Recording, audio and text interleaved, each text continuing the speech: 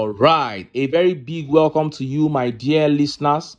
This is another great episode of The Truth with Ben Jokes, your trusted political talk show. Threats of protest everywhere in Nigeria. Breaking news: the National Association of Nigerian Students has threatened to embark on nationwide protest if the governors of Bauchi, Katsina, Kano, and Kebbi states do not reverse the decision to close down schools for 5 weeks for the Ramadan fast within 72 hours. That is it. National Association of Nigerian Students are angry that the Hizbah police is making such an unconstitutional move that tramples on the fundamental rights of Christians and children in northern Nigeria right before our eyes. And here is another one. NLC rejects electricity tariff adjustment, threatens nationwide protests, and several other groups are protesting against increments in either tariffs or difficulty of doing business in their various endeavors. But as I always say, the problems of Nigeria cannot be solved singularly. I mean, you cannot isolate any one of them and try to solve it. You can't isolate increase in electricity tariffs and try to fix it, because all the problems have one root cause. As long as that root cause remains in place, none of our problems will be solved. And that root cause is bad leadership that became extremely worse under the APC. As a matter of fact, the existing problems will only get worse and new ones will emerge. For instance, barring the problem of communication that was solved for us by the Western world that brought telecommunication, there is no problem I grew up to know as a Nigerian that is not worse today. And few hours ago, a very disgusting and exasperating update came out. Just yesterday, we were discussing how the indecent and criminal mode of operation of the EFCC inspired bandits to dress like EFCC officials, and that impersonation made it easy for them to kidnap people in a hotel in Niger State. And today, the EFCC has carried out another terrible operation in a secondary school. Yes, you heard me right, in a secondary school. And just as Nigerians were yet reacting to that update that further underscores the death of democracy in Lagos State began making the rounds. Lagos State House of Assembly Speaker Honorable Mojisola Miranda has been forced to resign for TINUBU's boy, OBASA Mudashiru, to be reinstated, an event that has got the entire nation cold. Before I show you details of these top stories and how Nigerians reacted, let me quickly show you these videos. The war between the North and Southern APC continues, and one of TINUBU's boys in this interview tried to play down the anger of the North against TINUBU. See the video. And I know that the poorest region of Nigeria is in the North. You and I know the 12 million children out of school. 20 now. 20 now. Almost 80% of them are in the North. Perhaps less, yeah. But greater majority. A greater majority are in the North.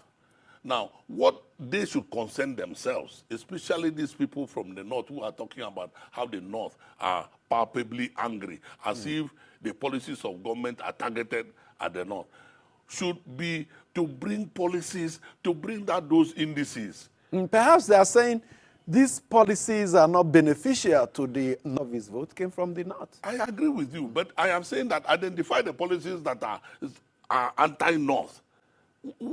In specific terms. In specific terms. Because if you're saying the withdrawal of fuel subsidy, it is affecting everybody. Is it not affecting people in your village? It is affecting every person in Nigeria. So you cannot say it is an anti-North policy. You see, you're just being clever by half. When Buhari was in power, he brought some policies, of course. If you want to change Nigeria, there are some policies that will bring some hardship to people. There was no time that the southern part of Nigeria rose up and said, oh, the policies of Buhari are anti-South. I think every time there is a round of a cycle of election, these kinds of individuals come to divide Nigeria the more. Go and do a summary of the appointments of government from Buhari till now. Yes. And you will see that the South-South has absolutely, if it is based on appointments, Yes. then the South will be the most agitated. If you say that the president has brought policies that are anti-North, that are making the situations or the economic situations of the Northerners far difficult than the ones of the Southerners, please be specific. Tell us the policies that the government has done. If it is in terms of appointments, of course, nobody can say that the president has not been fair to the North. Nobody can say that this president has not been fair to the North. You heard that. According to him, the pain resulting from Tinubu's policies are not peculiar to northern Nigeria alone, so northerners have no right to say Tinubu is targeting them. Well, Tinubu did target the North through the tax reform bill, and I'm not necessarily saying he was being unfair or he was fair enough to the North. My primary concern here is that whatever is causing the dispute between Tinubu and northerners must remain. Because for Nigeria to move forward, the APC must be dismantled. If you look at the economic and social indices of Nigeria when Jonathan left office and you compare the numbers then to what we have today under the APC, you will weep. And you will come to realize why I'm always saying that before we talk about fixing anything in this country, the APC has to go first. No two ways about it. We can't get any problem solved with the APC still in power. Point blank, period. This next video is a very disgraceful one. Women of Akwa Ibom throwing a solidarity protest for Pabio after the allegations leveled against him. See the video.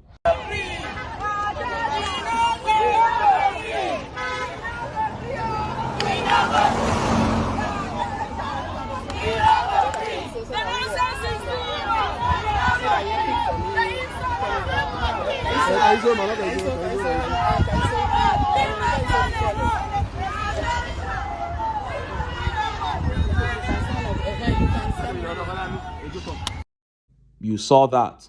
Now, I am not concluding 100% that Godswill Pabio is guilty because the evidence, the proof have not been put forward, even though personally I will say he is. But the proofs have not been put forward yet. But what I'm saying here is that in a sane country, when a man occupying such a high position is being accused of something as dirty as sexual harassment, it is a time of sober reflection for individuals, institutions, and the nation at large. But here, it is being turned into a big joke. It has been turned into politics. And look at how Nigerians reacted. Let's take a few tweet reactions. This tweet here by Ogbeni says, "Make una no gree jare my Akwa Ibom women. After the rally, una 6 derica of rice they wait and 10,000 naira each." You know, this is what Nigerians have been reduced to because of the hunger and the poverty in this country. Every small thing, they'll just, gather some noodles of rice and 5,000 naira to share to people, and they'll be all out protesting. And this tweet here says, "The Senate president should just come out clean and stop hiding behind fingers. A female colleague under your leadership alleged on a national television that you severally made amorous advances towards her, and as a result of her refusal to give in to your advances, you've been denying her the platform to represent her constituents effectively and efficiently as a senator. She's gone further to challenge you to debunk her allegations against you, and she will drop evidence. Instead of defending yourself, we are now seeing a bunch of hungry-looking women protesting against her in defense of you. That is so petty and disgusting. Nigeria is a joke. Such a joke." Now, let us look at the top stories. First is that exasperating update on the EFCC invading a secondary school. And next is that fresh story coming out of the Lagos State House of Assembly. Tinubu has finally forced the new speaker, Mojisola Miranda, to resign for his boy, OBASA Mudashiru, who was impeached, to be reinstated. Let's start by taking that update from the EFCC. Look at how the papers reported it. EFCC operatives storm Lagos school with guns, harass teachers and pupils, students forced to vomit in fear, Vice Principal, Sahara reporters. Operatives of the Economic and Financial Crimes Commission, EFCC, have allegedly harassed teachers and pupils of Goodwill Private School in Ikorodu, Lagos State at gunpoint. According to Sahara reporters, The incident took place on February 27 and 28, 2025, when EFCC operatives stormed the school premises.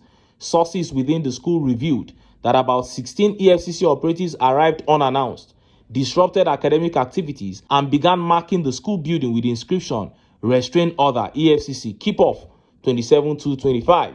The situation escalated on February 28, 2025, when EFCC operatives returned, more aggressive than before. They forced secondary school pupils to relocate to the primary school section and held them in the assembly hall. One of the sources said the EFCC agents informed staff and students that the commission had taken over the school following a final forfeiture order obtained via an ex parte ruling in January 2025. Mr. Olalekan Adewale, the acting vice principal, recounted the terrifying experience, stating that the sight of the gun-wielding EFCC officers left many pupils in shock, with one reportedly vomiting out of fear. The EFCC also threatened to arrest me, he said, but when teachers and students insisted on following me to their office in Lagos Island, they changed their minds. It was an embarrassing and traumatic experience for everyone. He said the student had to be taken to the hospital. The controversy surrounding Goodwill Private School stems from a financial dispute involving its proprietor, Pastor Owoni, and First City Monument Bank, FCMB. EFCC spokesperson Dele Oyewale, while speaking with Sahara reporters on Monday, denied that the operatives of the agency forcefully entered the school. He stated that no prior notice was necessary for their visit, as it was a routine procedure to prevent tampering with the property, which he described as proceeds of crime. Now, this is a secondary school that has teenagers, children, and then you are going there to carry out an operation with guns, causing chaos and all that. You said because there is a case in court between the proprietor of the school and FCMB. You know very well that these teenagers don't even understand anything about litigation yet. All they know is that gunmen invaded their school. Is that the kind of experience that you want for the Nigerian child, for the Nigerian teenager? What kind of human beings are these? EFCC will not invade houses of politicians. The real people committing economic and financial crimes are being treated like kings by the commission that should be fighting economic and financial crimes. But you will not allow ordinary Nigerians to rest. And this tweet here says, for secondary school, EFCC, are you people normal or something? Why not go to politicians' houses and harass them? That is it. How can you put up this kind of show in a secondary school? And this studio says, when they recruited the members of SARS into EFCC, what do you expect? Terrorism is on another level in this country. Yet you all think these are law enforcers. Don't play. Terrorism has eaten deep into this nation. If care is not taken, Afghanistan will be better than Nigeria. This is what APC is turning Nigeria into. And it is such a shame. And just as Nigerians were yet reacting to that update, those stories from the Lagos State House of Assembly began making the rounds. Look at how the papers reported them. Just in, Lagos Speaker Moji Miranda resigns as Bola Tinubu insists on Mudashiru Obasa's return to power. After weeks of back and forth trailing the controversial impeachment of the erstwhile Speaker Mudashiru Obasa, Mojisola Miranda on Monday resigned as the Speaker of the Lagos State House of Assembly, in keeping with the order of Bola Tinubu. People's Gazette learned that Ms. Miranda resigned from her position in the interest of unity in the Assembly and the ruling All Progressive Congress in Lagos.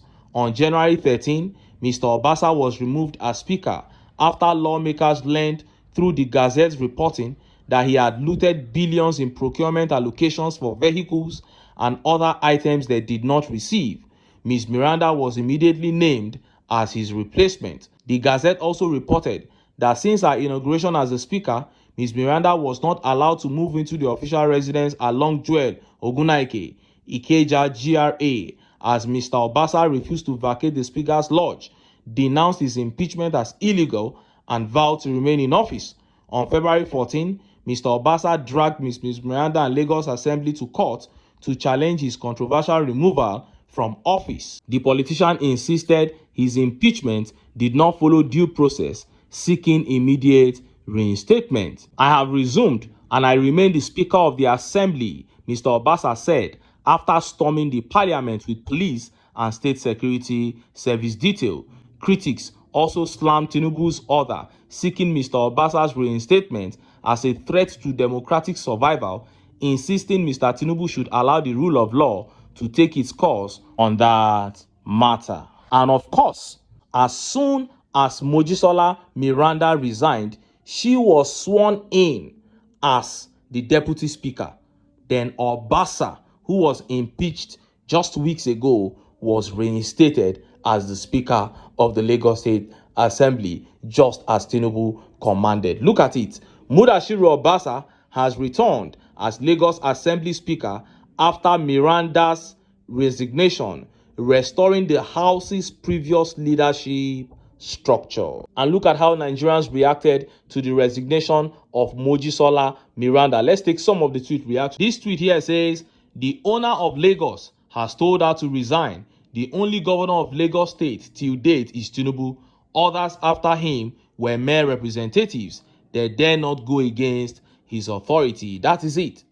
And Yomisola here says, Baba Sope's brand of politics has brought our country to its knees, and it is appalling how they evade consequences. It is so appalling because as it is now, the only way they can bear the consequences of their actions is if the people rise up and they say enough is enough, because all the institutions have been corrupted, compromised. This is the legislative arm of government, completely under the control of one man. And Temi Just here says, so if you don't know before, know now. Nothing happens in Lagos without Tinubu's approval. So if you see OBASA is corrupt or embezzles any fund, no say he no go far. Person where they dance on top water, in drama they under water. That is it. So all those people that were being hypocritical, saying that they are waiting for Tinubu to speak so that there will be peace, they acting as if it was not Tinubu that was supporting OBASA to invade the House of Assembly with DSS and all that. I hope they can keep quiet now and hide their faces in shame. And this tweet by Adeyimika says, the king of criminality has spoken now. OBASA will become more powerful than before. That is it. OBASA will now steal more than he was stealing, because you have done your worst. You impeached him and he came back. And Okpaleke here says, what a shame of a country. By the time APC is done with Nigeria, all of us will be seeking asylum in Congo. And Big Ball says, Tinubu has destroyed Nigerian democracy through the APC. What a shame. Why was Mudashiru OBASA impeached? The answer is simple: corruption. Monies were going out anyhow. Billions of naira without other members of the house knowing how. And even the governor of Lagos State, Sanwo-Olu, wasn't comfortable with OBASA's display of impunity, even though he was also stealing his own. But OBASA's own was getting too much, so they connived and impeached him. They didn't know that he was not acting alone, so they threw him out of office. It was almost a unanimous decision. Over 95% of the House voted against him. But as soon as he returned to the country, he went straight to Aso Rock to meet his master. And that was all. He got DSS and police to break into Lagos State House of Assembly twice on 2 different occasions. Announced himself reinstated as speaker. And finally today, the new speaker, Mojisola, has officially resigned for Mudashiru OBASA to return to office. What a shame on democracy. This is a sad day for democracy. Democracy in Nigeria being ridiculed and embarrassed before the whole world. But I'm not surprised. This is the APC. I don't expect anything less. They have come to steal, to kill, and to destroy. And that is why I keep telling Nigerians that for us to have a country at all in the near future, we must come together, cast our sentiments aside, and get the APC out of power. But until then, make I still enter town. Make I go get some ogbonge political news. We will not go like. Why? Because now because of now I dey here, so don't go away. Don't go. Sorry, away.